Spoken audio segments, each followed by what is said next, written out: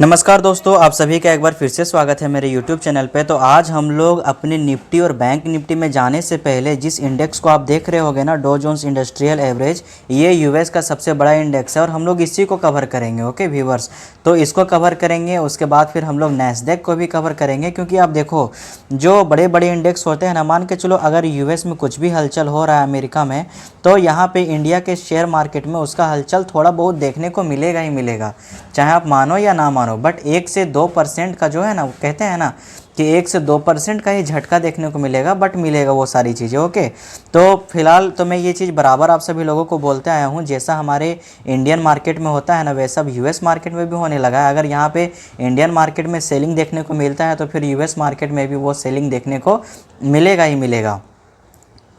अब अगर आप 5 दिन का ग्राफ देखोगे, तो 5 दिन के ग्राफ में हमारे में भी, निफ्टी में भी ऐसा ही सेम हुआ था। उसके बाद वहाँ से गिरावट 1 महीने में कंसोलिडेट हुआ था। आप देखोगे तो यहाँ से इस तरीके लेवल से मतलब साइडवेज हो गया था मार्केट, ना बढ़ रहा था ना गिर रहा था, बस एक ही लेवल पे, एक ही रेंज पे वो दौड़ के था।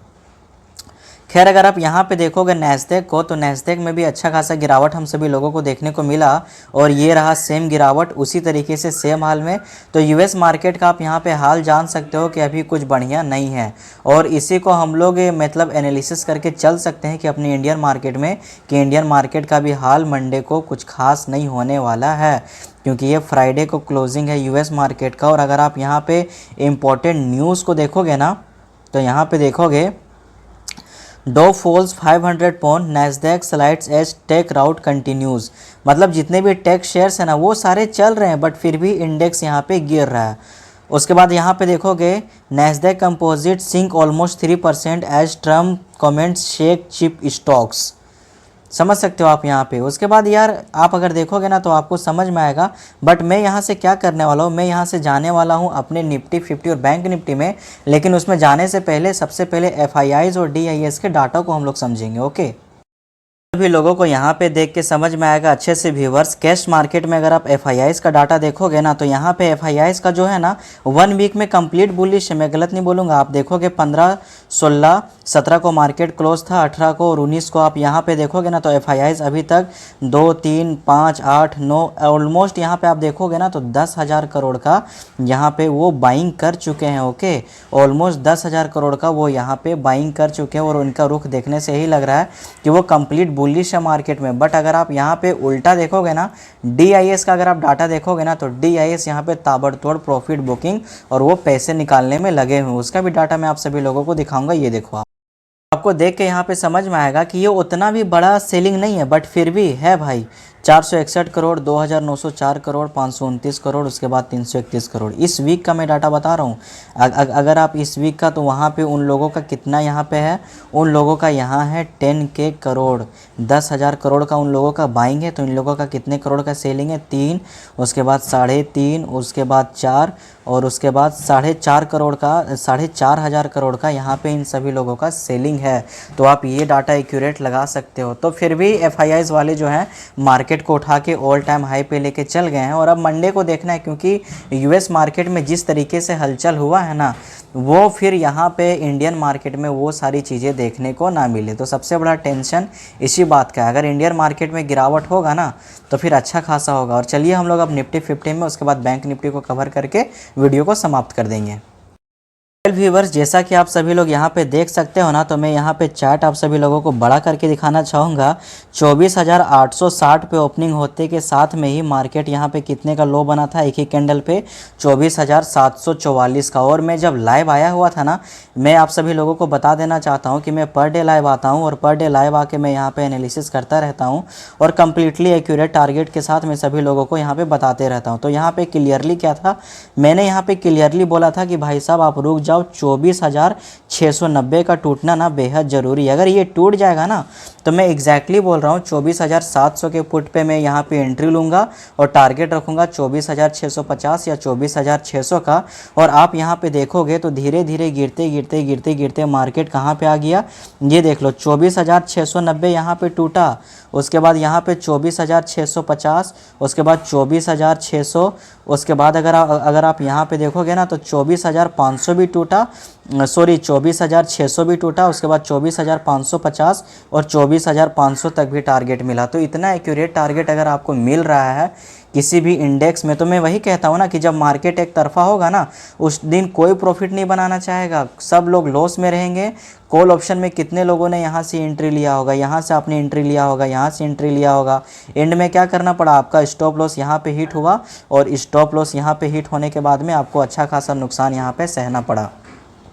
तो यही सारी चीज़ों को आपको यहाँ पे अच्छे से समझना होता है। और एक जो न्यू इन्वेस्टर हो या ट्रेडर हो तो यहाँ पे गलती कर बैठता है और फिर बाद में सिवाय पछताने के आपके पास कुछ बचता नहीं है फिर। तो इसलिए मैं कहता हूँ इन सारी चीज़ों से ना आप दूर हट जाओ, वही बेटर है अगर आपको समझ में नहीं आ रहा। और अगर आप सीखने में इंटरेस्टेड हो, लर्निंग में इंटरेस्टेड हो, यार पर डे आप देखो, पर डे आप उस लेवल्स पे काम करो, डेफिनेटली आपको वहाँ पे प्रॉफिट देखने को मिलेगा ही मिलेगा। आसान था ये देख लो, एक ही बार जो इंडेक्स गिरना स्टार्ट हुआ वो लगातार गिरते चला गया, लेवल्स बस आपको निकालने आने चाहिए थे। खैर कोई बात नहीं, जो हो गया सो हो गया, अब समय को हम लोग वापस ला नहीं सकते हैं, इसलिए कोशिश यही करो कि आगे वाला जो समय है वो बेटर से बन सके, वो बेटर हो सके। ओके, तो यहाँ पे सबसे पहले हम लोग यहाँ पे क्या बात करेंगे, तो सबसे पहले हम लोग यहाँ पे बात करेंगे पुट ऑप्शन में। पुट ऑप्शन में हम लोग सबसे पहले क्या करेंगे, आप अच्छे से समझो। 24,525 पे क्लोजिंग है निफ्टी 50 का। तो अब यहाँ से क्या होना चाहिए, तो यहाँ से ये होना चाहिए भाई कि 24,400 का टूटना बेहद ज़रूरी है। ओके, अगर 24,000 मान के चलो, अगर गैप डाउन में मार्केट ओपन होगा ना तो कितने में ओपन होगा, 24,470, 24,450। तो यहाँ पे क्या होना चाहिए, 24,400 या 24,390 का टूटना बेहद ज़रूरी है। अगर 24,400 टूट जाएगा ना तो पहला टारगेट यहाँ पे क्या मिलेगा, पहला टारगेट यहाँ पे देखने मिलेगा 24,350 का, और जो दूसरा टारगेट रहेगा, दूसरा टारगेट यहाँ पे रहेगा 24,300 का। ठीक है, यहाँ तक आप सभी लोगों को अच्छे से समझ में आ गया होगा, ये फर्स्ट और ये एक सेकेंड। ठीक है व्यूअर्स, अब हम लोग यहाँ पे बात करेंगे कॉल ऑप्शन में। तो कॉल ऑप्शन में हम सभी लोगों को क्या करना है, उन सारी चीज़ों को आप यहाँ पे अच्छे से जान लो।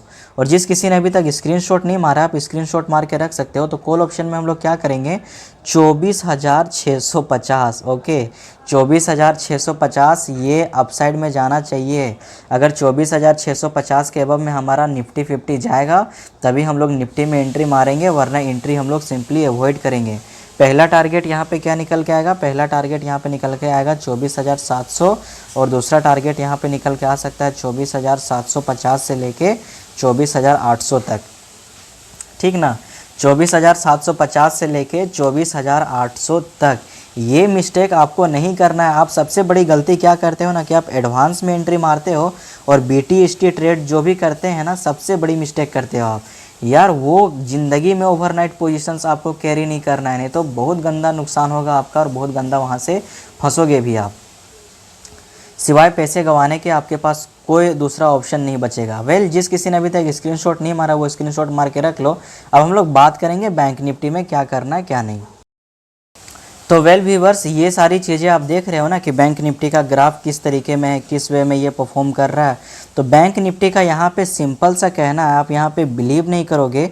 ओके, जो रेंज में था एक ही रेंज में रहा, 52,200 पे तगड़ा सपोर्ट रहा, टूटा।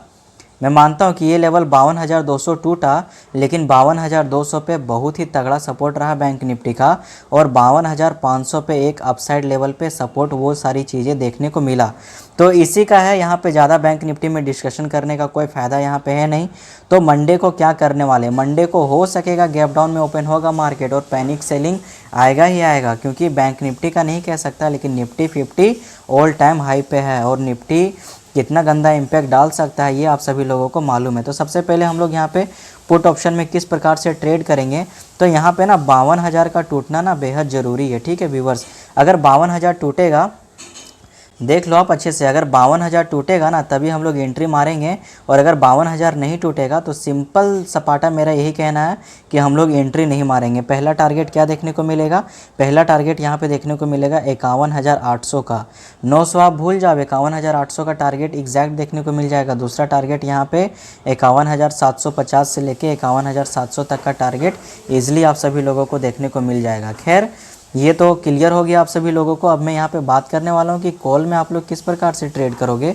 तो कॉल में क्या करना है ना, बहुत लोग पूछते हैं कि सर ये कॉल और पुट क्या होता है, तो मैं बता देना चाहता हूँ। पुट ऑप्शन वो ऑप्शंस होते हैं ना, जब मार्केट नीचे जाता है ना तो हम लोग पुट ऑप्शंस को बाई करके चलते हैं, क्योंकि हम लोग का औकात नहीं है कि हम लोग ऑप्शन सेल कर सकें, उतना कैपिटल नहीं है, तो इसलिए हम लोग छोटे ट्रेडर हैं। तो छोटे ट्रेडरों के जैसे हम लोग बात करेंगे, क्योंकि हम लोग ऑप्शंस बाई करने वाले लोग हैं, बेचने वाले ऑप्शंस नहीं हैं हम लोग।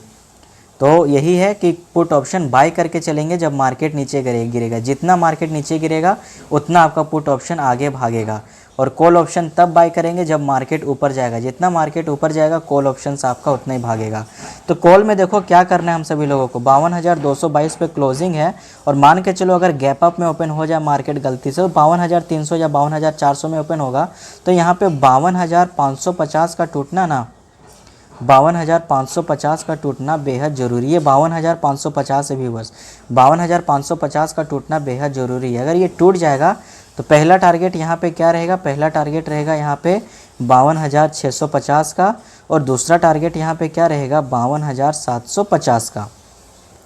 समझ में आ गया होगा आप सभी लोगों को, 52,650, 52,750 और हो सकेगा तो 52,800 तक भी हमारा मार्केट जा सकता है बैंक निफ्टी। आई होप यहाँ तक आप सभी लोगों को क्लियर हो गया होगा अच्छे से, और नहीं हुआ होगा ना फ्रेंड, तो यार सबसे बड़ी दिक्कत क्या है ना कि आप लोग कमेंट बॉक्स में कमेंट करके बताते नहीं हो। कमेंट बॉक्स खाली पड़ा हुआ है यार, एकदम कमेंट करके बताओ। और जो भी इस चैनल पे नए हैं वो इस चैनल को सब्सक्राइब करके बेल आइकन जरूर प्रेस कर देना। और अगर मेरा ये वीडियो थोड़ा सा भी अच्छा लगा, क्योंकि मैं यहाँ पे धंधा खोल के नहीं रखा हूँ व्यूवर्स, जो आप सीखोगे फ्रीली सीखोगे, ओके। इसी चैनल से आप सीखोगे, लाइक शेयर एंड सब्सक्राइब जरूर कर देना।